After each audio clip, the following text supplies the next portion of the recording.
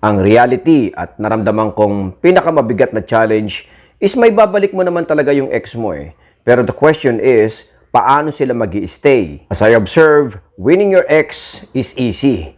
The hardest part is how to keep them. Kasi kung halimbawang magkabalikan man kayo, pointless din yun mga utol kung halimbawang sasaktan niya tayo ulit or aalis din siya. Based on experience din, marami din tayong nakikita at nararamdaman na experience ng mga nagkakabalikan. Pero after 1 month, 2 months, sila po ay naghihiwalay din. At ang masakit nito, triple, quadruplet po ang sakit.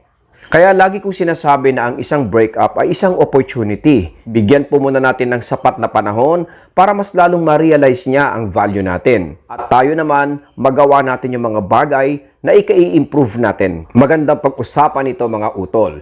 Totoong marami na akong narinig at marami na akong nakita. Marami na rin po tayong natulungan, hundreds of couples na nag-reunite.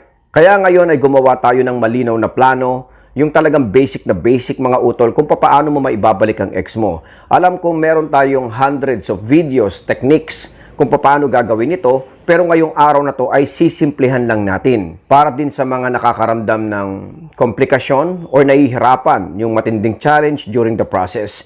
Kasi nga po, paminsan-minsan naiisip ko rin, oo nga naman, ikaw ay nasasaktan na hindi ka makapag-isip ng straight. So, kung gagawa kayo ng mga proseso na talaga namang complicated sa iyong pananaw, minsan nalilito ka rito. Kaya ngayon po ay gagawin nating basic at sisimplihan lang natin kung ano ang dapat mong gawin to win your ex. Una, ang gagawin po natin mga utol is to just let the breakup happen.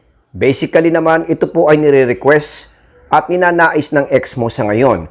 Alam kong kayo po ay nagpapanik pero dapat nating maintindihan yung dynamics nga po ng breakup. Kaya ang first step na gagawin mo is ibigay po natin sa kanya wholeheartedly. Kung ito po ang kanyang hinihiling mga utol, ipaubaya po natin sa kanya yung breakup. Magkaroon ka ng mindset na ito po ay magagawan pa natin ng paraan. Ito po ay temporary lang. Alisin po natin yung panic dahil ito po ang magpapatalo or magpapadurog sa atin. Isa pa, the more we panic, the more we push, and the more we pursue, beg.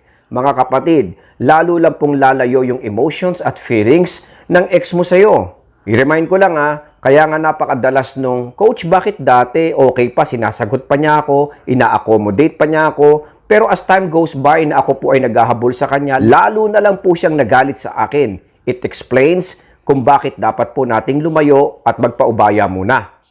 Ang susi kasi, para bumalik ang ex mo, of course, trust, understanding, positivity, respect. Ito po ay binablog na rin po natin noon mga utol. Pero paano dadaloy ito sa mga panahon na napakagulo pa kung saan tensyonado at pressure ng ex mo, doon natin ipipilit. Of course, psychologically mga utol, ito po ay napaka-imposible. Kaya sa ngayon, give them the breakup. Nang sa ganon, maramdaman niya ang consequence nito. At isa pa, nang hindi niya mailagay yung mga guard at boundaries na talaga namang ikasasakit natin. Kumbaga, mawawalan siya ng pagkakataon. Kasi nga po, ibibigay mo yung breakup sa kanya ng buong buo. Next, during this process mga utol, alisin natin yung pinaka number 1 mistakes. Yung parang nag-aabang tayo. Kung halimbawang kayo po ay nasa no contact, bilang tayo ng bilang, 1, 2, 3 linggo, 21 days na, 30 days na, 65, 90 days na.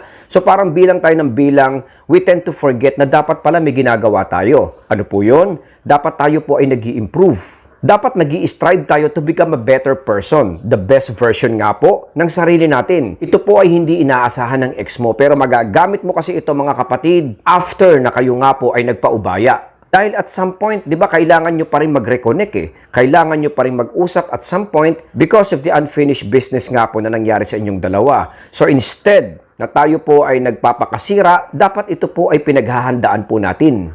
Of course, to give you as a guide mga utol, meron tayong mga bagay na dapat iwasan. Katulad nga nung sinasabi ko sa mga coaching session ko na huwag kayong magpaparamdam ng kahinaan. Huwag nyo siyang papatulan.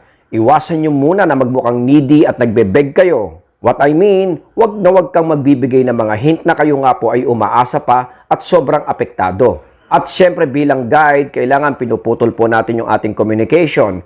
Kung kaya is lahat ng form of communication towards him or her mga utol ay kailangan kinakat po muna natin during the process. Second and third will be around social media at yung mga mutual friends natin. Kasi If ever na kayo po ay gagawa ng ganitong proseso at ipaparamdam mo muna sa kanya yung breakup tulad ng sinabi ko earlier, kailangan ito po ay putol din, kapatid. Dahil kung di natin gagawin ito natural, tataas pa rin po yung kanyang ego, magkakaroon pa rin po siya ng way para makakuha ng emotional support coming from you. At lagi kong sinasabi na kahit ibigay mo yung breakup sa kanya, for example, kayo ay mag-no contact, pero kung alam niya, behind dun sa ginagawa mo ay ikaw ay sobrang apektado, nagagalit, nagsisisi, natural mga kapatid, hindi e-epekto yung ginawa natin.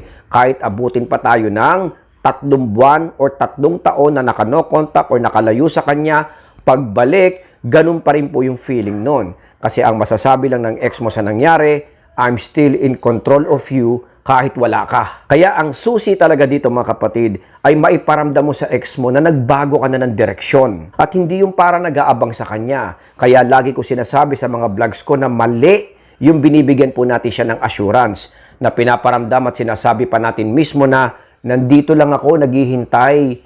Pag ready ka na, you can call me anytime. Tawag sa'yo noon mga utol, 1 call away. Mali po yun. Kaya kailangan sa mga panahon na to is mag-improve, ma-develop at talagang i-enhance, i-level up mo yung sarili mo. Kasi walang ex na babalik sa'yo kung halimbawang ikaw ang klase ng tao na hihila sa kanya. Sabi nga po, kailangan makaramdam ng comfortable at syempre inspirasyon ang ex mo towards you. Kaya wag na wag mong hayaan na lamunin or let's say kunin or let's say sirain ka ng depression mga utol. Dahil kung ito po ay gagawin mo, makakatulong ito sa ex mo to justify yung nangyari. Kaya nga di ba madalas sinasabi ko, ang ex mo, alam mo, ang gusto niya yung hindi ka na naliligo, yung hindi ka na nagsusuklay. The reason for that is nararamdaman niya na natatalo ka niya, nadadaigang ka niya. Or technically, nalalamangan. Kaya gusto ng mga ex ito, mga utol, dahil ayaw nila yung na-outgrow mo sila. Siyempre, lahat naman tayo, including your ex, sabi ko nga po, may mga breakup struggles din po yan na nafe-feel, especially kung kayo nga po ay nagkaroon talaga ng relationship. At during the process na kayo po ay nasa breakup, natural, may mga ginagamot din po yan katulad natin. Almost identical din yan mga utol. Kaya lang, mas nag-overthink lang po tayo dahil tayo nga po yung na-dump. Last, basically, ito po ang dapat natin gawin. Once na kayo po ay dumistance, of course, babalik na po yung respect, trust, understanding, attraction, positivity. Lahat ito mga utol ay pwedeng mag-rebuild or pwedeng mag-grow during the process na kayo nga po ay nagpaubaya at pinaramdam sa kanya yung consequence. Of course, sa lahat ng mangyayari, your ex will be a little bit skeptical. Alam natin na medyo mag-iisip yan, ano na nangyari sa kanya? Ano kaya yung mga rason at mga dahilan niya kung bakit niya ginagawa ito? Pero by the time na makikita niya na kayo nga po ay motivated at nagbago na during the process, natural. Lahat ito mga utol ay magbabago and it will turn into an attraction. Ito yung mga dahilan kaya naririkindle yung mga feelings at inspiration ng mga ex para bumalik. Tandaan natin na ang mga ex natin, mga utol, magiging very judgmental yan. Babantayan ka niyan, lalo na pagkahalimbawang narinig na babalitaan niya na kayo nga po ay nag-i-improve. Siyempre, tataas yung kanyang curiosity level and interest level. Ngayon, sa panahon na kayo nga po ay magre-reconnect, for example, nakapagbigay ka na ng enough time, pwede na nating i-reset o reconnect yung ating sarili. Kung halimbawang nagawa mo talagang i-unplug yung situation at pinaramdam mo nga sa kanya na kayo po ay nagbago ng matindi. Sa reconnection mga utol, of course, pwede kayong magkaroon ng mga slight conversation. Basta positive lang siya, iparamdam mo sa kanya na hindi ka na threat mga utol at meron na nga pong clear way at positivity kung halimbawang kayo nga po ay mag-uusap.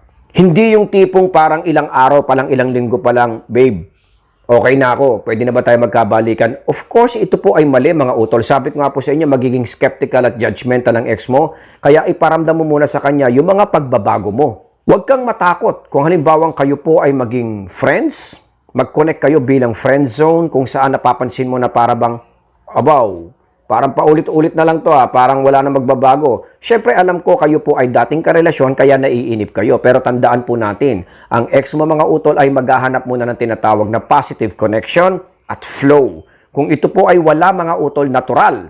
Baka magdalawang isip siya at hindi ituloy yung pakikipagbalikan. Kasi kailangan magkaroon muna siya ng imagination. Kailangan ma-imagine muna niya na kayo po ay magkausap, nag-uusap, nagsasama, nagkukwentuhan, nagtatawanan. Pag ito po ay nangyari mga utol, very close na ito sa tinatawag na realization. Ang susi dito is yung tinatawag na take it or leave it mindset mga kapatid. dapat sa tinatawag na reconnection or resetting sa ex mo, dapat handa ka sa good and worse. Kung saan dapat ang pakiramdam mo na kung halimbawang siya po ay hindi babalik sa'yo, okay lang. Kasi kung hindi yan ang mindset mo, huwag kang humarap, huwag kang mag-reconnect. Kasi syempre lalabas pa rin yung pagiging needy mo, desperate at takot. At alam naman po natin na dapat hindi mo pinaparamdam sa ex mo na takot kang siya po ay mawala. Yan po mga utol ang pinaka-basic na dapat nating gawin. Tatlong situation lang naman yan na dapat nating alalayan at dapat nating pagbutihin.